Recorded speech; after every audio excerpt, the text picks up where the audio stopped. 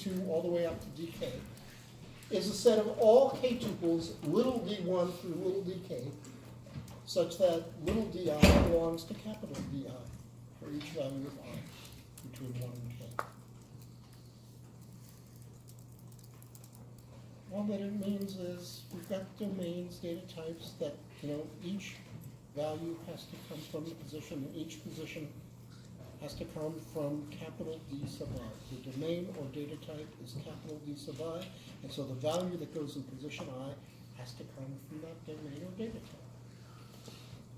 Again, we'll see examples of that. That will make it clearer, but hope that it's clear to most people now.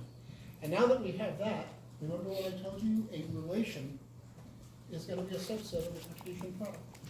So, a K-ary relation that has domains capital D1 through capital Dk is a subset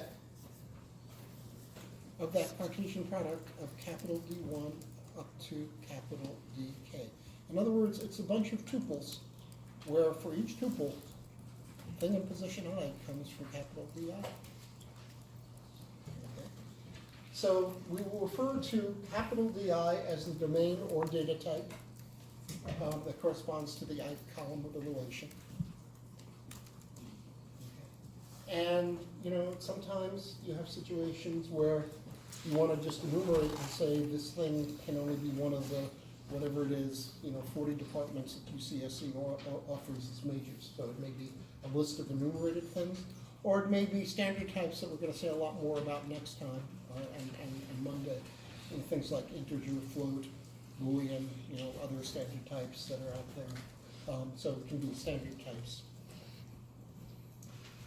I actually haven't double checked to see whether all these are valid. I did check last quarter and they were. I didn't check again now, but relations are all over the place. You see it in stock market tables, you see in, places of basketball or hockey teams or all the rest of it. There's all kinds of stuff where tables show up. Looking at that stuff on the web. Again, I'm not going to go through that. And now, before I get to examples, I'm going to throw another practice homework at you. And this is the second one. And we will go over the answers to these again on Friday, next time. It doesn't get collected, but I would urge you to try and think about the answers to these. The first one is easy. The second one is a little bit harder, but not much. The third one is moderately hard for a number of people. And here are the questions, which we will not discuss this time. Some of you know the answers. Keep it to yourselves so that everybody else can ponder it as well.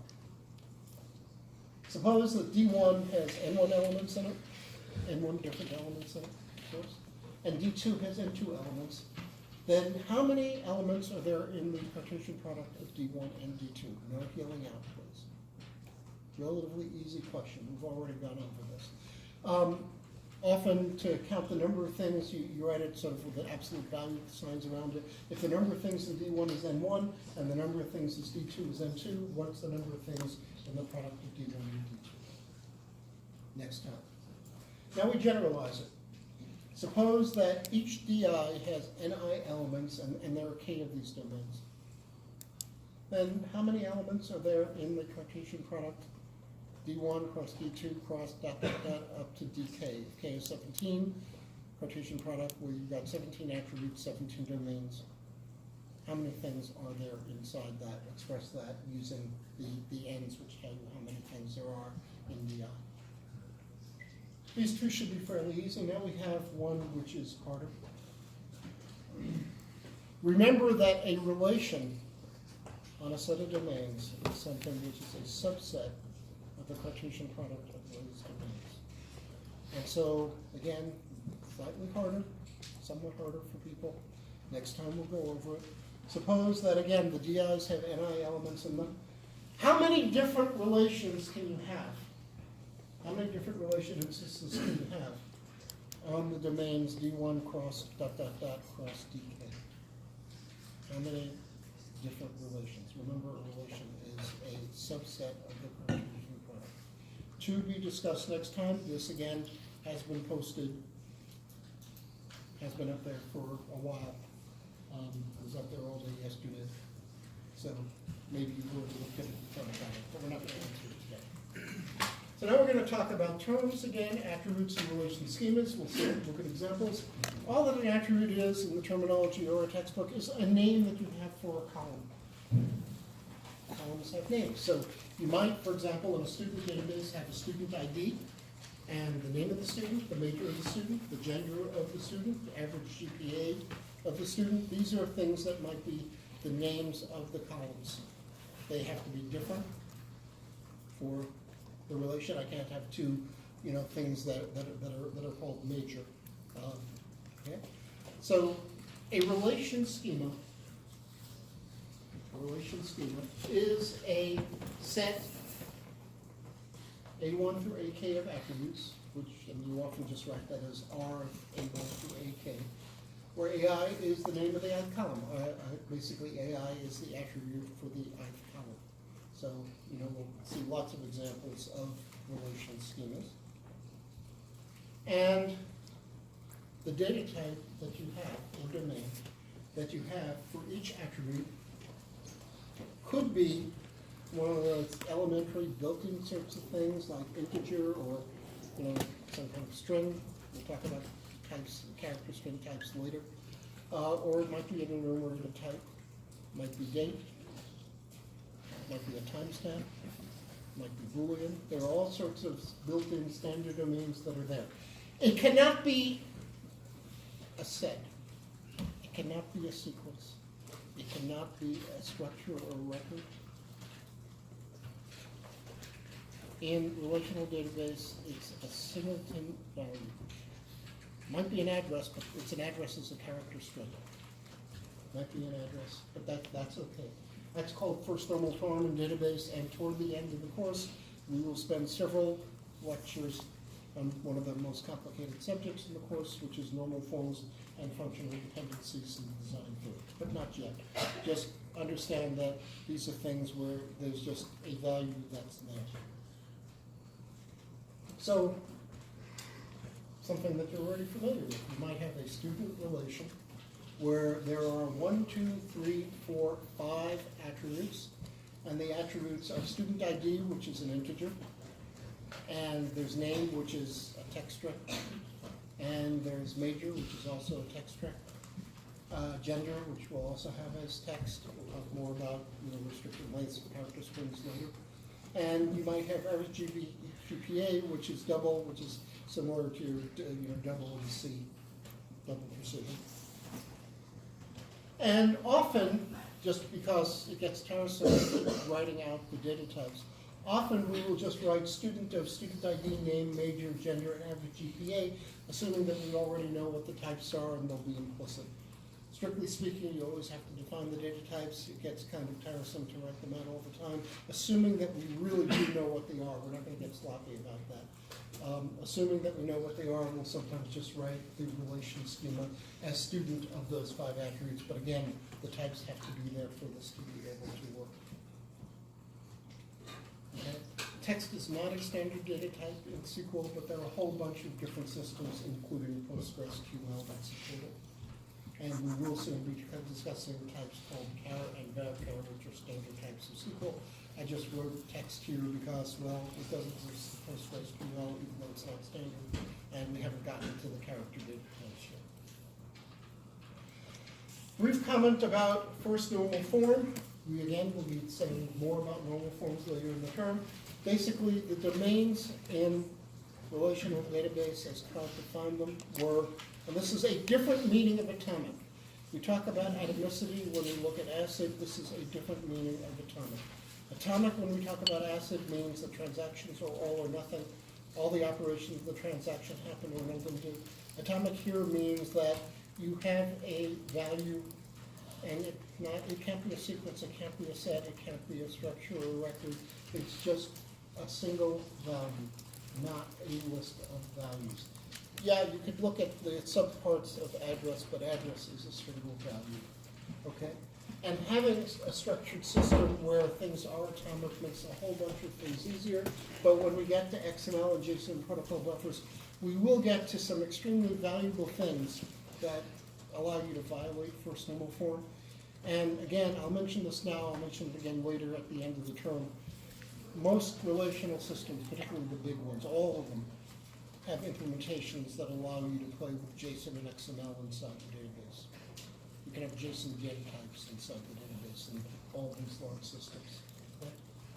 End of the term stuff to discuss. Okay, and now we're going to talk about not just relation schemas, but an instance of a relation schema. A relation schema gives you rules of the road. We'll be talking a lot about constraints or rules of the road. Now we're taking it for the first time.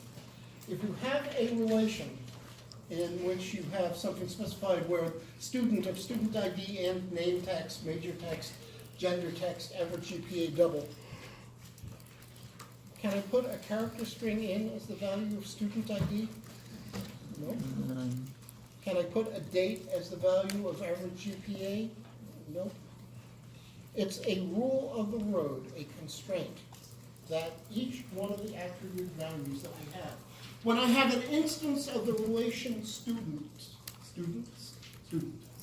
when I have an instance of student, the first attribute for any tuple that I have in that database, it better be an integer, second, third, and fourth, it better be text, last one better be double.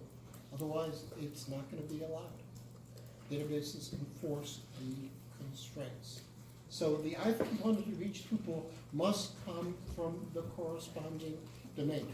I can have a whole bunch of different tuples. Remember that if I'm going to have a relation instance, it's a subset of the Cartesian product of the domains. I can have lots and lots and lots of students that are in my student relation. But every time I've got a tuple, a row that appears inside that instance, it's got to follow that constraint. Question?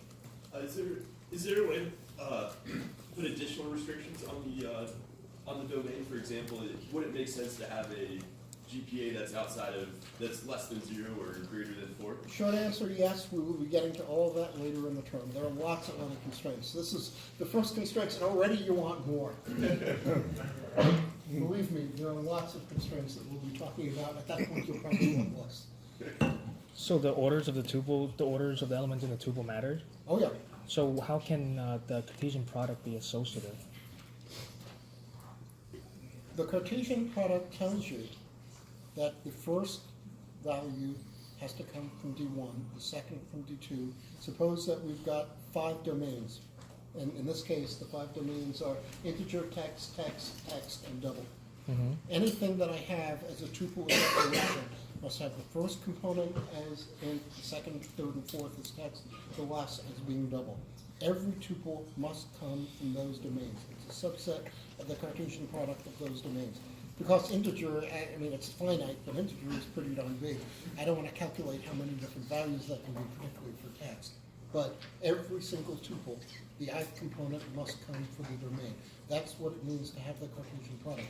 D1 is the domain for the first, D2 for the second, D3 for the third, etc. We're going to have an example of that showing up right now.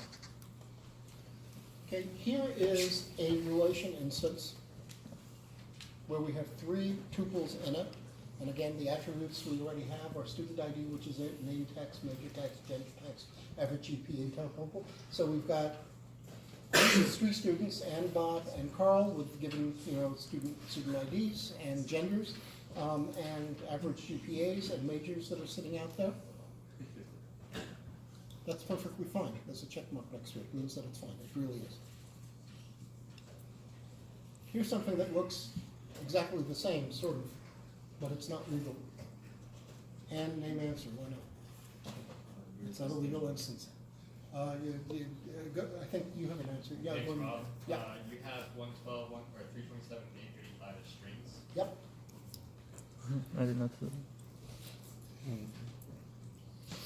A string is not an integer. There are complex things involving conversions before down in SQL. We're not going to try to focus that much on conversions, which are rather complicated, but this is not at the right time. This is a character string as opposed to being an integer. It is not a legal value. Okay, so this is an instance of the student relation. Do not get confused between an instance and a schema for the relation. The schema basically gives you the rules of the road for any student relation. The rules of the road is that it's got the 5 attributes with a given type, so any instance, all the tuples in that instance must be of the right type. First attribute, student ID must be an integer, second, third, and fourth must be text. I don't bother writing the quotes out there, I'll be sloppy about that all the way through, because it improves readability, I have to put it in there, but they're really, it is a character strength. And the last average GPA is a double. So this is one example of an instance that's completely legal. So I don't bother showing the quotes around the strings and the characters, but it's important to have the values that are there. And there are 5 column names, aka attributes in the terminology of the book.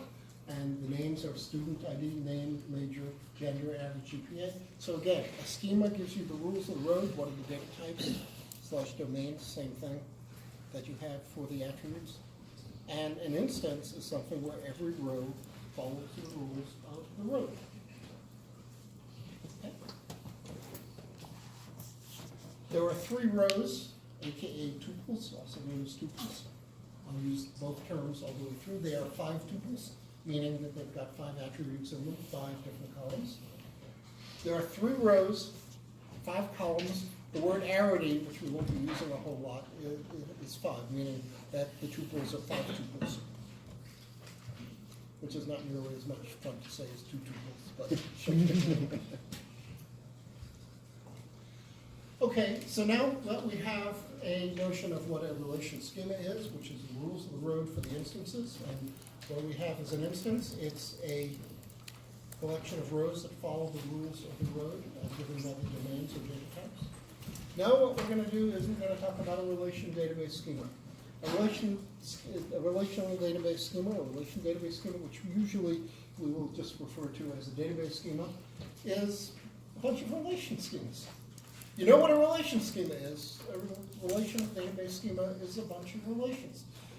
Students are everything, as everybody in the course knows, but sometimes you want to have other relations besides students, like courses and so on. So you're going to have this university database. You're going to have a whole bunch of other relations, not just students. So it's a bunch of different relation schemas. And of course, then we have the notion of this university database schema. So, and I'm not bothering to put in all the domains, but they have to be specified, where you've got student and course and teach, which basically says professor teaching the course, and you've got enrollment, a student enrolled in a course, and you've got information about professors. And so student has 5 attributes, course has 3, teach has 4 attributes in it, enroll has 3, and professor in this case ends up having 4. And again, you really do have to specify the data types for that. So this would be a relational database schema. Whatever the rules of the road are for each one of these relations, the database, all the relations in it, they have their schemas. The database gives rules of the road for every single one of the relation schemas that are in. And now we have the notion of a database schema versus a relation schema. I actually want to go back to this thing now. What do you think a database instance would be? Student? No, that is one of the relations in the database. A relation schema is rules of the road for the relation, and a relation instance is a instance, bunch of tuples in the relation that follow the rules of the road. A database is a bunch of relation schemas. What's a database instance? Hand name, answer. Name institution, be like a set of relation schemas that follow the. A set of relation instances Oh yeah. that obey the rules of the road for the relations given by the relation schema. So again, relation schema, rules of the road for So complicated. the relation. Relation instance, bunch of tuples that follow the rules of the road for that relation schema. Database schema, a bunch of relation schemas. Database instance, basically instances of each of the relations where each of them follows the rules of the road as given by the schema. I'm not going to spend a lot of time on the next slide. I will mention that there are slightly different uses of the word schema when we're talking about, PostgreSQL schemas versus the relation schemas here. Basically, you're using schemas inside your labs.